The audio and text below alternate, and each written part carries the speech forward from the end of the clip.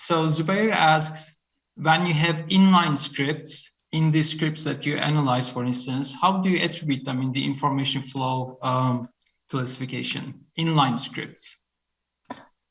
Inline scripts. Like okay. For example,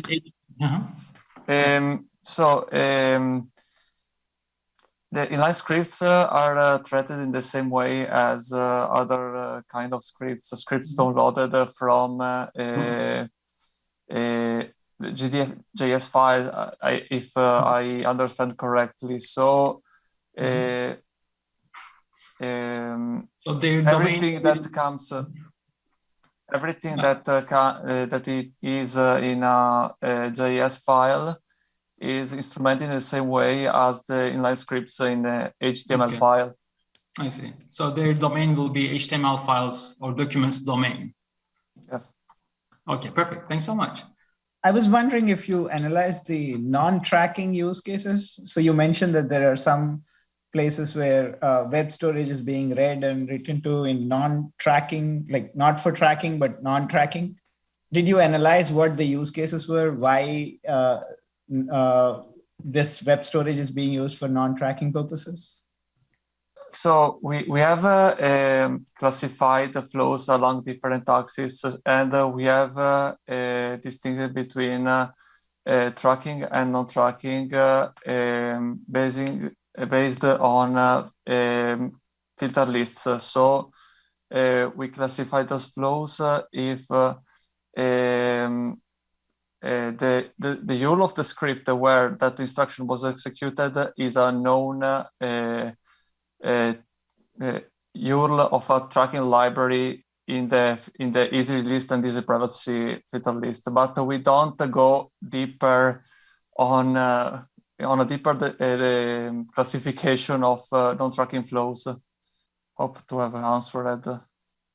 Yeah, I had the same question. I think it'd be useful to investigate it, right? Because it's kind of a curious thing, right? Why would they have this behavior that is typical, maybe more of trackers? I mean, I can see easily the use case for trackers, right? Why they would want to read from the local storage, but for non-trackers, I mean, it's possible that these are also trackers that are simply not in the list that you used, right?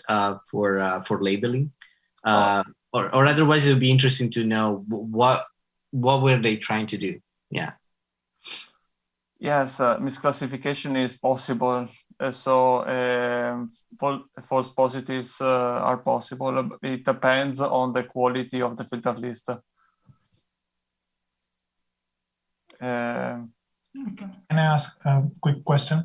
So I've noticed that, so we're recently comparing different browsers, and I noticed that since Safari now blocks all third-party cookies, for a couple of websites that I was eyeballing, I noticed that local storage is actually used more on Safari as compared to Chrome. And I noticed that you use Puppeteer, which is, I'm assuming, Chrome-based. So have you thought about like repeating this study on other browsers such as Safari, where you potentially will see even more abuses of local storage? There was a lot of echo. So I guess I'm gonna just briefly, if you can hear me well. Yes. The question was if you try to extend the experiments that you did with Puppeteer on Chrome to an instrumented or automated version of Safari, I guess, because Zubair was saying that, because of the, I guess, privacy preserving settings of Safari, maybe, some web applications are transitioning towards using storage rather than other tracking mechanisms. Okay, I'm aware of the anti-tracking capabilities of Safari, but no, we haven't explored it so much. We have performed a simple analysis with Puppeteer using the classic Puppeteer, so based on Chromium. But it could be an interesting further future work for sure. Thank you.